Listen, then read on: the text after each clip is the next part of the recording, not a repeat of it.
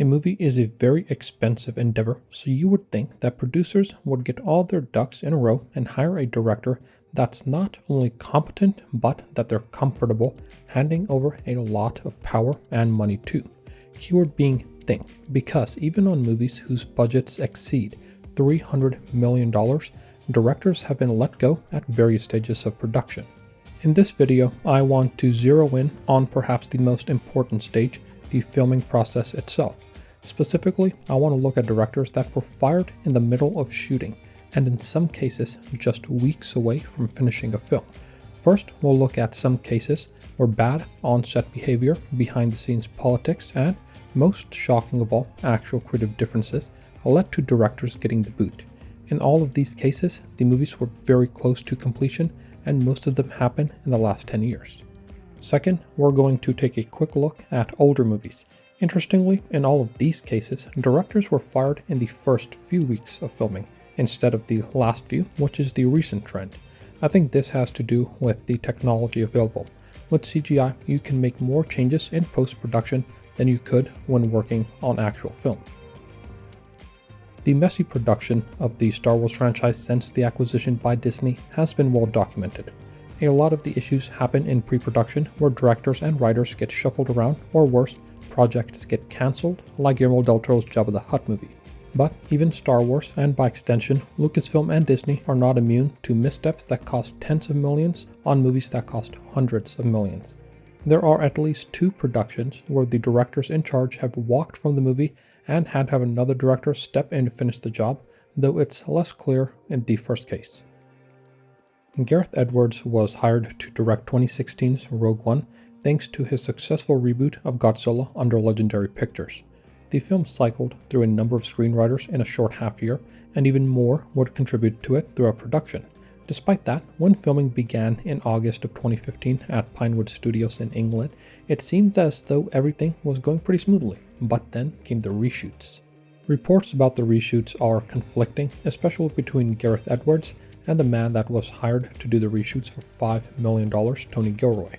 Edwards was sanguine about the experience, saying, quote, "The stuff that is out there on the internet about what happened on that film, there's so much inaccuracy about the whole thing. Tony came in and he did a lot of great work for sure, no doubt about it.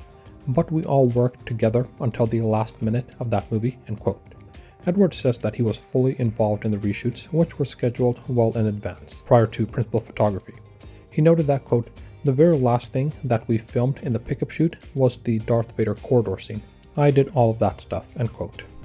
But a lot of this might just boil down to this being Edwards' third movie after Monsters and Godzilla, and just his second movie under a major studio. Edwards, a good guy by all accounts, noted that he was happy to just have a crack at Star Wars, saying that, quote, "Someone who gets that opportunity to make a Star Wars movie and then starts complaining about it, I don't think many people have that much empathy for that kind of person," end quote. He followed that with, quote, "What goes into Fight Club stays in Fight Club kind of thing. It's like that. I just want to sound grateful for what happened and not talk negatively about anything," end quote. There's a slight coyness there that leads one to believe that maybe there was something else going on. But there's also something admirable about doing the work, being grateful for the chance, and moving on. Tony Gilroy, however, tells another story. Gilroy had worked with Edwards before on the story for Godzilla before coming in to help with the rewrites, reshoots, and working as second AD on Rogue One. He was blunt about the condition that he thought the movie was in, saying that after the assembly cut, or the first rough cut of the film, quote, "They were in such a swamp, in so much terrible, terrible trouble, that all you could do was improve their position," end quote. Ben Mendelsohn, who played Orson Krennic, seemed to affirm how different Edwards and Gilroy's movies were, saying there were, quote, "enormous differences within, I would have said 20 or 30 of the scenes," end quote. The film was partially edited by Tony Gilroy's brother, John Gilroy, who said that his brother convinced Disney that they needed to take a new track with the movie and that it would require a, quote, "sizable investment in time and money," end quote. And as Disney was apparently unhappy with the assembly cut, they decided to go ahead with the reshoots, which centered around character development, with the one source saying, quote, "It's a lot of talking in cockpits," end quote, and with Gilroy leaning more into the movie being about sacrifice. Considering the secrecy that surrounds movies as a default, the true story is unlikely to ever be known. Disney was obviously happy with whatever work Tony Gilroy had done, as they gave him the reins to Andor. Not bad for a guy who said, quote, "I've never been interested in Star Wars. Ever. So I had no reverence for it whatsoever. I was unafraid about that," end quote. Edwards, meanwhile, will have a much-deserved turn in helming Jurassic World 4, and considering how well he does with movies with giant monsters, there's probably no one better. And considering how Rogue One turned out, I think this is a case of all's well that ends well. That wasn't the case for 2018's Solo, a Star Wars story, which saw the departure of a pair of directors on a movie that cost as much as $300 million when 3/4 of the movie was already filmed. Solo was to be directed by duo Phil Lord and Christopher Miller, who had directed the 21 and 22 Jump Street movies, as well as the Lego Movie, all of which were solid, enjoyable, and successful films. Writing was done by Lawrence and Jonathan Kasdan, the former of whom also wrote Raiders of the Lost Ark, Empire Strikes Back, and Return of the Jedi. While casting took a long time, apparently more than 3,000 actors were looked at for the lead role of Han Solo. When filming began on January 30th, 2017, it seemed as though things were actually moving apace. By June of that year, it had all fallen apart. Lord and Miller were 75% of the way complete with filming when Lawrence Kasdan decided to let them go from the project over creative differences with the backing of Kathleen Kennedy, who he had known for decades. Now, creative differences is used in pretty much all cases when someone departs a movie, and it can mean anything from they were fired because they were wasting money and time to they were fired because of their rampant drug use. But in this case, it actually did seem to just be a difference in the direction that each party wanted the movie to go. The duo seemed to confirm this, saying, quote, "Unfortunately, our vision and process weren't aligned with our partners on this project. We normally aren't fans of the phrase creative differences, but for once, this cliche is true," end quote. The specific creative differences were them trying to make a funnier movie with a more comedic Han Solo. A Hollywood Reporter article put it as such, quote, "Lord and Miller have a comedic sensibility and improvisational style, while Kasdan favors a strict adherence to the written word. What is on the page is what must be shot," end quote. Their version of Han Solo was funnier, which one source took issue with, saying, quote, "People need to understand that Han Solo is not a comedic personality. He's sarcastic and selfish," end quote. Kathleen Kennedy seemed to affirm the creative differences boiling over comedy angle as well, saying, quote, "I think these guys are hilarious, but they come from a background of animation and sketch comedy, and when you are making these movies, you can do that, and there's plenty of room for improvisation, which we do all the time, but it has to be inside of a highly structured process, or you can't get the work done, and you can't move the armies of people to anticipate and have things ready. So it literally came down to process, just getting it done," end quote. Their style was known from the beginning, but Disney and Lucasfilm seemed to believe that it was something that could be worked through over the course of the shoot. That, evidently, was not the case, and no one seemed more surprised than Lord and Miller, who were supposedly let go during a short hiatus they took to take stock of their progress. Ron Howard, who, interestingly enough, was asked by George Lucas to direct The Phantom Menace, was brought in to bring the film across the finish line 2 days after their firing. But in order to receive sole credit, he also had to scrap what Lord and Miller had done and reshoot many of the scenes himself, though he was often able to get them faster, doing in 2 or 3 takes what would take Lord and Miller 20 or more takes. Howard, a good guy by all accounts, was diplomatic about his hiring, saying, quote, "Phil and Chris's fingerprints are all over the movie, given how much they put into it and the time they put into it," end quote. Lord and Miller have also remained diplomatic over the years about the firing, calling it a learning experience. Still, they stand behind their vision, even if it might not have resonated with Disney, saying that, quote, "If you're giving the audience exactly what they expect and a bunch of fan service, they're going to end up disappointed," end quote. In the case of Solo, that definitely ended up being the case. It was a disappointment critically and commercially. Bryan Singer has a really bad personality. I'm not even talking about the sexual assault allegations. I mean that, over the years, he built up a reputation for causing problems on set. He would show up late or unprepared, and when he was asked to do better, he would literally cry about it. He would also just leave his duties behind to go party with his friends. According to a Hollywood Reporter article, while working on the first X-Men movie, quote, "Others on set characterized his drug use as problematic, leading to late arrivals to the set, mood swings, and explosive tantrums," end quote. One example of a mood swing was having Rebecca Ramjan, who played Mystique, sit for hours of body paint and then not use her in a scene. And this is how a Fox executive would put it when talking about Singer's behavior on the movie. Quote, "His behavior was poor on the movie. We accommodated him on the first one, and therefore we can accommodate him on the second one, and on and on. And it created a monster," end quote. And so, after creating a monster, what did Fox do despite knowing about the abuse allegations? They hired him for another movie, of course. Singer made a lot of money for the studio, so what wasn't forgiven was swept under the rug. Bryan Singer's fall from grace was something else. His breakout hit was 1995's The Usual Suspects, perhaps one of the best written films of all time. Predictably, it did well at the box office and with critics, and just 5 years later, he was put in charge of X-Men and its sequel, X2. Like any director, he had his misses. 2006's Superman Returns and 2013's Jack the Giant Slayer were both commercial disappointments, though X-Men Days of Futures Past went a long way in rehabilitating his commercial image and getting him back in Fox's good graces. Amidst all the allegations, and despite knowing about his issues, Fox wanted to work with him again. After Bohemian Rhapsody languished in development hell for so long, they figured that Singer was the guy who would get it to work. And he would, to an extent, but it would also be the last thing he's worked on in over 5 years. The issues started almost immediately, and they were the same that Singer exhibited on X-Men. The only difference is that he would get the boot this time. He was given a warning. Stacey Snider, chairman of 20th Century Fox at the time, reportedly warned Singer, quote, "Don't break the law, show up to work every day, failure to comply will bring consequences," end quote. But apparently her words had no effect. Singer would start shooting, say he was tired, and let his cinematographer, Newton Thomas Sigel, do the work. Rami Malek, who was in the makeup chair by 6:30 a.m. every day, would still be waiting around for Singer when everyone else was ready to go. After Singer reportedly threw around some equipment, Malek called Fox, which sent some people down to oversee the production.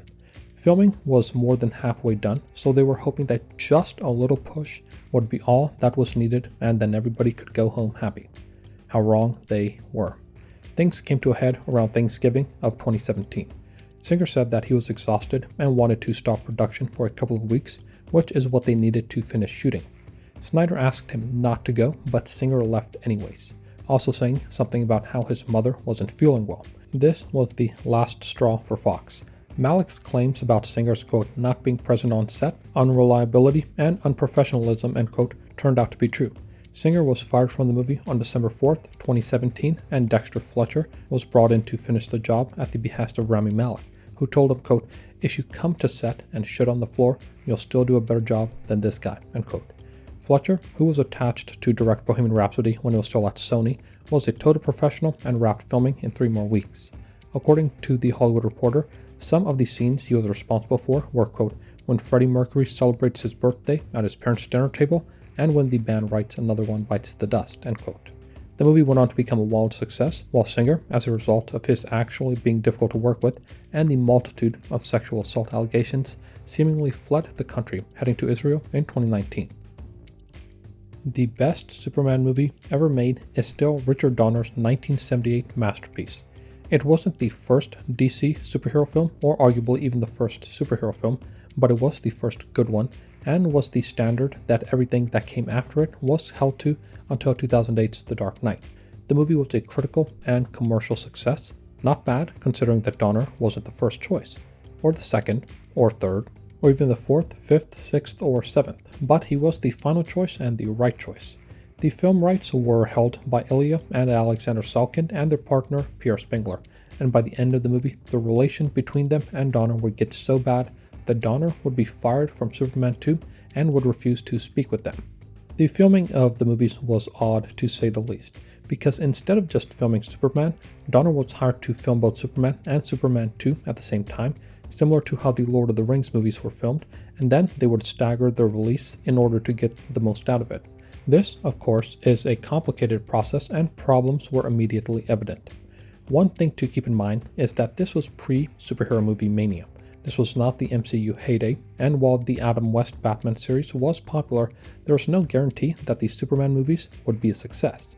It's why the producers were willing to shell out big bucks to get Marlon Brando and Gene Hackman during a time when the star power mattered. But if the first movie bombed, it would also spell doom for the second. The 2 biggest problems were the schedule and the costs. Filming on both movies began in March of 1977 and was scheduled to last 8 months max. It would end up lasting 19 months through October of 1978. This was a problem because the movie was supposed to come out in June of 1978 before it got pushed to December of the same year. The literal doubling of the shooting schedule also meant that, of course, costs were going up dramatically. And that was after Superman was already budgeted to be the most expensive movie made at that time. Donner didn't exactly endear himself to the Salkinds from the jump. Unlike them, he wanted to make a good movie that would live up to the tagline, "You will believe a man can fly." The first thing that Donner did was trash the original, campy, 550-page script written by the Godfather scribe Mario Puzo and rewritten by several others. Donner instead hired Tom Mankiewicz to rewrite it. In an interview with Empire, Donner, a fan of Superman from his youth, was frank, saying, quote, "The way these people were making it was a defamation," end quote. Issues surrounding the schedule and cost were apparent from the beginning. Before shooting anything, they needed to figure out a way that would make a man believably fly on the screen. That alone cost $2 million to figure out. Then there were the actors. Brando was difficult to work with. He refused to learn lines, so they had to be written on cue cards and even on his co-stars' foreheads so that he could recite them. Meanwhile, Gene Hackman, who played Lex Luthor, refused to shave his head. His wardrobe, wigs, and makeup would run the production more than $50,000 per day. Oh yeah, and they were also missing their Superman. It took hundreds of auditions and dozens of rejections before they finally found Christopher Reeve, who had to bulk up for the role. Donner and the producers also disliked each other intensely. The producers blamed him for going over budget and over time, but Donner had a good counter. He didn't know what the budget or the schedule was because they refused to tell him. Donner, seemingly, was flying blind, unsure of how much he had to work with and by when he should be meeting certain milestones. He credited Warner Brothers, who would distribute the movie and were the ultimate owners of Superman, for backing him to the hilt. Around this time, Richard Lester, who directed the Beatles films A Hard Day's Night and Help, was brought in to serve as the go-between between Donner and the producers. That was probably a good idea, as Donner reportedly threatened to punch the Salkinds partner, Pierre Spengler, if he showed up on set. Lester took on the duties of the second unit director to help pick up the shots that Donner couldn't. The two seemingly had a decent enough working relationship. Lester would only go if Donner invited him, which he did, and Donner would ask Lester for advice on improving the ending, which is what led to the time-traveling scene. Lester was also the one who convinced everyone to put all their focus on the first movie and then worry about the second one after the first one was done. Well, Superman was a massive critical and commercial success, setting the standard for what a superhero movie should be. Richard Donner was flying high, or rather he should have been. Unknown to him behind the scenes, the Salkinds and Spengler planned on restarting production on Superman 2 without informing Donner and having Lester direct it. In Donner's words, quote, "One day I got a telegram from them saying my services are no longer needed and that my dear friend Richard Lester would take over. To this day, I have not heard from them," end quote. Tom Mankiewicz and editor Stuart Baird refused to return out of loyalty to Donner, while Gene Hackman refused to do reshoots, which meant hiring a stand-in. Despite 75% of Superman 2 being shot, the producers and Lester decided to reshoot most of the movie in order to take directorial credit away from Donner. They also decided to cut out Marlon Brando's scenes because they didn't want to pay him the 11.75% of the box office receipts that Brando had negotiated for, and because Brando had sued the Salkinds for $50 million, claiming that he wasn't properly paid on the first movie. Superman 2 was a critical and commercial success, but did not quite live up to the bar set by the first movie. And perhaps as something of an olive branch, Lester would offer to share a co-director credit with Donner, who refused, saying, quote, "I don't share credit," end quote. Almost 30 years later, in the lead-up to 2006's Superman Returns, Richard Donner returned to Superman 2. He was able to recover all of the footage that he had shot, and Superman 2, the Richard Donner cut, was released. The movie got better reviews than the original cut of Superman 2, which leads one to believe that if producers and Donner could have put aside their differences one more time, they could have made an even better sequel.